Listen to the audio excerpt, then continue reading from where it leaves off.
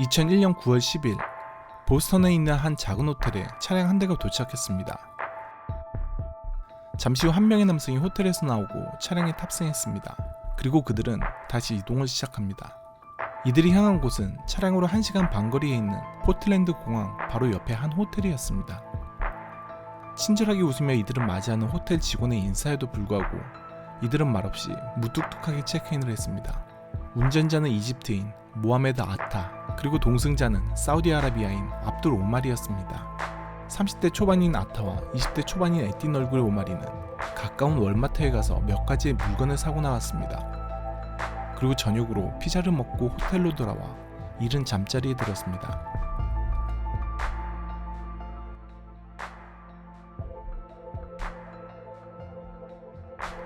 이들은 새벽부터 일찍 일어나 메카를 향해 엎드려 기도를 했습니다. 그리고 서둘러 짐을 정리한 뒤 호텔을 나와 5분 거리의 공항으로 이동했습니다. 공항에 도착한 이들이 가지고 있는 비행기 티켓은 포틀랜드 공항을 출발해서 보스턴 로건 공항을 경유한 뒤 LA 공항으로 가는 일정인데요. 이들의 일정에는 이상한 점이 하나 있었습니다. 바로 하루 전 이들이 접선했던 밀러 호텔은 이들의 경유지인 보스턴 로건 공항에서 겨우 10분 거리에 있었다는 겁니다. 그러니까 하루 전 1시간 반의 자동차 여행을 한 뒤 다음날 다시 비행기를 타고 어제 그 장소로 돌아가는 일정인 거죠. 이들은 왜 이렇게 이상한 루트로 여행을 할까요? 아타와 오마리는 보스턴 로건 공항에 도착했고 환승을 위해 A동에서 B동으로 이동하게 됩니다. 그때 아타의 휴대전화가 울렸습니다. 전화를 건 사람은 마루안 알쉐이. 그 역시 보스턴 공항에 있었고 그는 공항에 비치되어 있는 공중전화 부스를 이용해서 아타에게 전화를 걸었지만 그들은 별다른 대화를 하지 않고 전화를 끊었습니다. 하지만 그 통화는 모든 것이 계획대로 잘 준비됐다는 마루안의 신호였습니다. 마루안 또한 비행기 티켓을 가지고 있었지만 아타와는 다른 비행기였습니다. 그리고 이때 같은 대기실에 또 다른 3명의 아랍인이 들어오는데 이들은 서로 눈빛을 주고받았지만 서로 아는 척을 하진 않았습니다. 이들은 바로 22년 전 전 세계를 경악하게 한 9.11 테러, 세계 무역센터의 비행기 테러를 감행한 납치범들이었습니다. 이들의 리더인 모하메드 아타와 오마리, 그리고 3명의 남자는 모두 같은 아메리칸 항공 11편의 티켓을 가지고 있었습니다. 이들은 A동에서 B동으로 이동할 때 테러 위험 가능성이 높은 승객들을 대상으로 하는 캡슐 시스템에 걸렸습니다. 하지만 추가 검사는 이들의 수화물에만 해당했기 때문에 무사히 통과할 수 있었습니다. 그때 이들의 주머니에는 커터칼과 다용도 칼이 있었지만 휴대물품은 캡슐의 검사 대상이 아니었고 당시에는 폭발물과 총기를 찾는 것에만 열중했기 때문에 작은 칼은 휴대가 가능했었습니다. 오전 7시 40분 아메리칸 항공 11편의 탑승 게이트가 열렸고 승객들은 탑승을 시작했습니다. 이들 5명 모두는 납치 최우선 목표였던 조종실과 가까운 비즈니스석과 1등석에 앉았습니다. 그리고 의심받지 않기 위해 서로 떨어져 앉았습니다. 기장과 부기장을 포함한 승무원 11명, 승객 76명, 그리고 테러범 5명, 모두 합쳐 92명이 탑승했습니다. 모든 승객들의 탑승이 완료됐고 7시 59분 비행기는 보스턴 로건 공항의 활주로를 떠나 이륙했습니다. 그리고 15분 후 8시 14분 같은 보스턴 공항에서 이륙 준비를 하던 유나이티드 항공 175편의 기장은 앞서 이륙한 아메리칸 항공 11편의 무전 주파수에서 짧은 비명소리를 듣습니다. 하지만 그는 단순한 소음이라 생각했고 어느 비행기에서 들려온 소리인지는 알 수 없었습니다. 그렇다면 15분 전에 이륙했던 아메리칸 항공 11편에서는 무슨 일이 벌어지고 있는 걸까요? 아메리칸 항공 11편의 기장과 부기장은 이륙 후 처음 15분간은 보스턴 항공교통통제센터와 지속적인 교신을 주고받고 있었습니다. 하지만 8시 13분 관제사는 고도 35,000피트로 상승하라는 지시를 했지만 아메리칸 항공 11편에서는 아무런 응답이 없었습니다. 그리고 그때 비행기의 아이디와 고도를 알려주는 트랜스폰더도 꺼졌습니다. 이상을 감지한 보스턴 항공교통통제센터에서는 아메리칸 항공 11편과 계속 교신을 시도했으나 응답은 없었습니다. 이때까지는 그 누구도 납치 가능성을 생각하지는 않았습니다. 한편 이때 아메리칸 항공 예약센터에는 한 건의 전화가 걸려옵니다.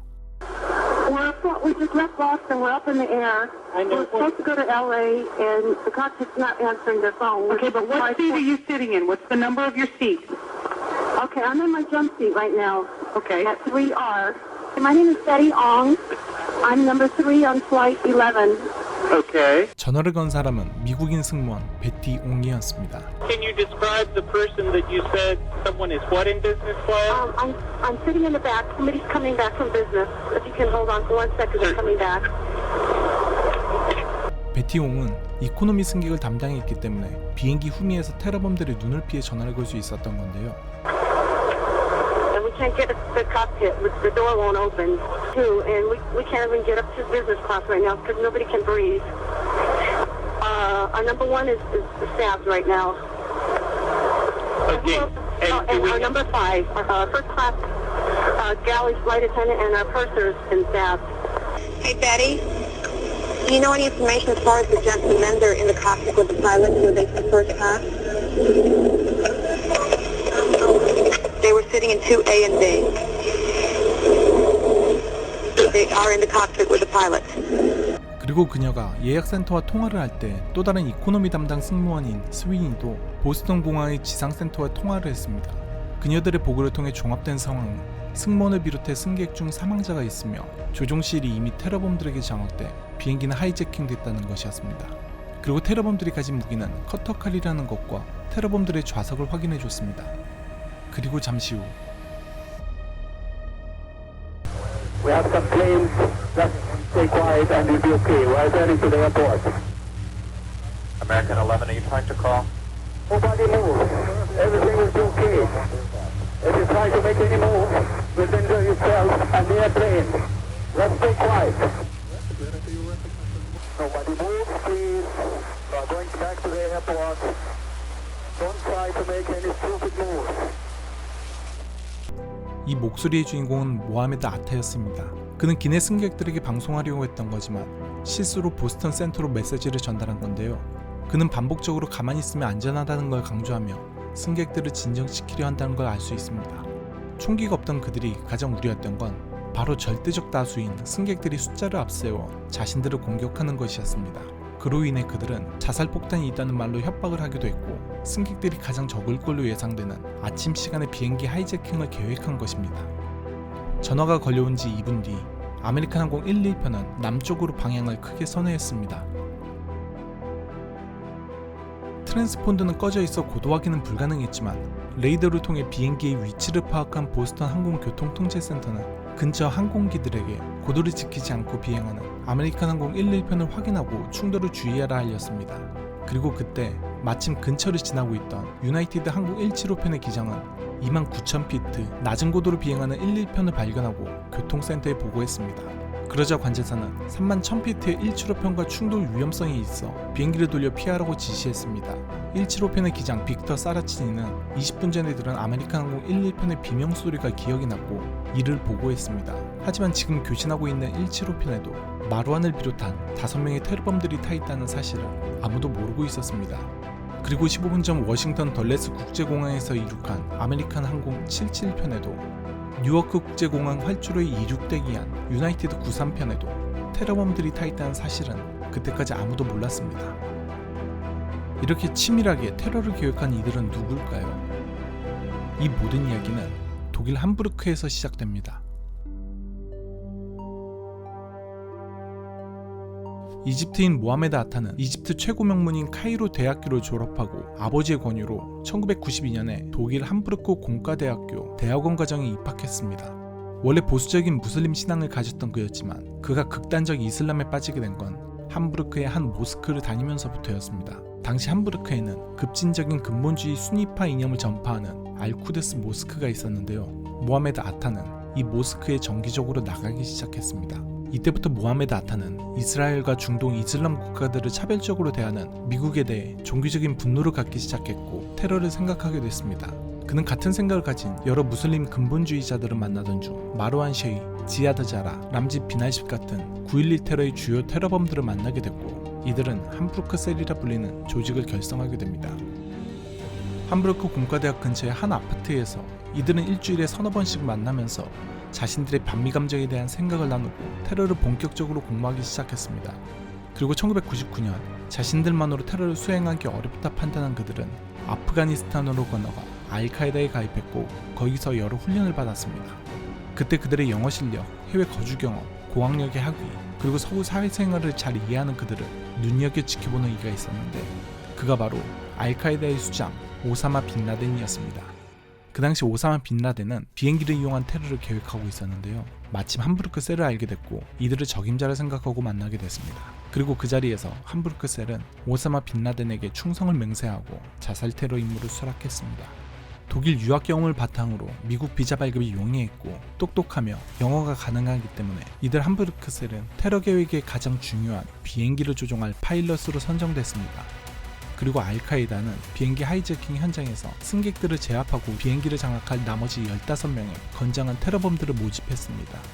그리고 함부르크 셀은 다른 사람들보다 먼저 미국으로 가서 비행 교육을 받기로 했습니다. 함부르크 셀의 남지 비나십은 비자 발급이 끝까지 거절되어 이미 미국 생활 경험과 상업용 비행기 자격증을 소유한 한이 한 줄로 교체됐습니다.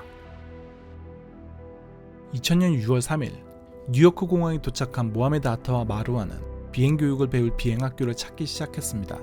의심을 피하기 위해 다른 두 조종사와는 다른 플로리다의 허프만 비행학교를 선택했습니다. 그는 자신이 사우디아라비아 왕족이라 소개했고 교육을 시작했는데요. 교육 내내 아타는 학교 직원들에게 무례하고 오만한 태도를 보였다고 합니다. 특히 교관의 지시를 따르지 않아 퇴교시킬 거란 경고를 듣기도 했지만 결국 이들은 12월까지 소형 비행기 자격증을 발급받을 수 있었고 12월 내내 테러에 사용할 대형기 훈련을 위해 여러 곳에서 시뮬레이터 교육을 받았습니다. 모하메드 아타는 아직 미국에 오지 못한 테러범들의 비자 발급과 미국 내 교통편, 숙소, 자금 문제 등 모든 것을 책임지는 리더였습니다. 그리고 함부르크 셀 멤버였지만 비자 거절로 인해 미국에 입국하지 못한 비날십은 오사마 빈 라덴의 지시를 자신의 친구인 모하메드 아타에게 전달하는 역할을 맡았습니다.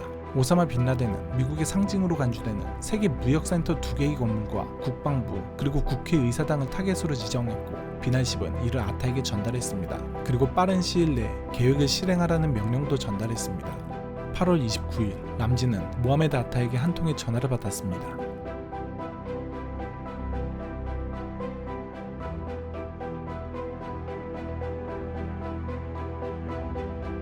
이 퍼즐이 의미하는 것은 두 개의 막대는 11을 의미했고 아래로 향한 막대 한 개와 케이크는 9를 의미했습니다.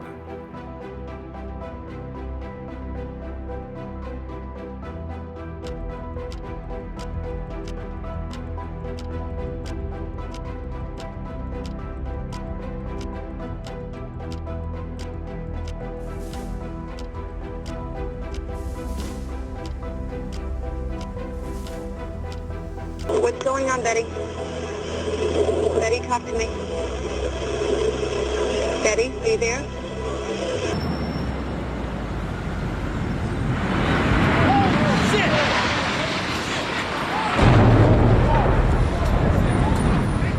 Oh,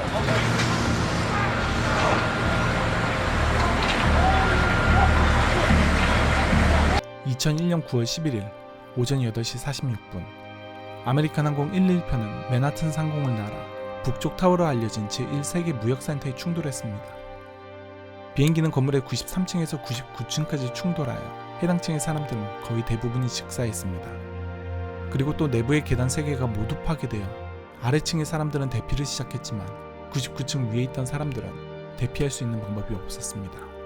심한 연기로 인해 헬리콥터가 접근하기도 어려웠고 워낙 고층이었던 탓에 화재를 진압할 방법도 없었습니다. 수십 명의 사람들은 극한의 공포와 절망적인 마지막 순간에 뛰어내리는 선택을 했습니다. 많은 소방관들 역시 건물 내부의 사람들을 구하기 위해 진입했다가 순직하기도 했죠. TV로 시청하는 국민과 현장의 행인들은 믿을 수 없는 광경을 목격하며 모두가 충격과 혼란에 빠졌습니다.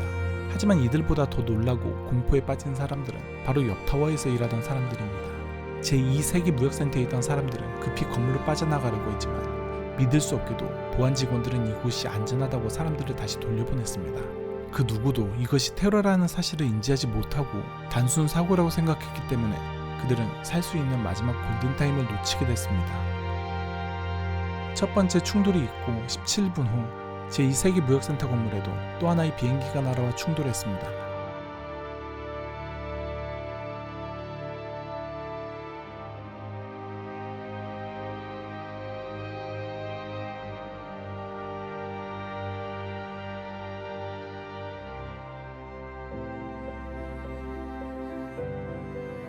마루안과 4명의 테러범이 하이제킹한 유나이티드 항공 175편이었습니다.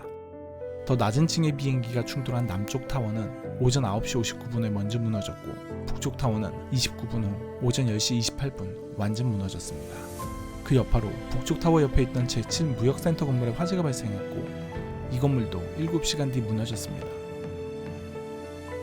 그리고 덜레스 국제공항을 이륙한 아메리칸 항공 77편 역시 테러범들에게 납치됐고 이 항공기는 워싱턴 DC 미 국방부 펜타곤의 서쪽 벽에 충돌했습니다. 그리고 네 번째로 납치된 유나이티드 항공 93편은 펜실베니아의 들판에 추락하면서 이날 유일하게 국회의사당을 노리던 테러범들의 계획은 실패로 돌아갔습니다. 하지만 총 4번의 테러로 인해 3,000명에 가까운 무고한 사람들이 소중한 생명을 잃었습니다.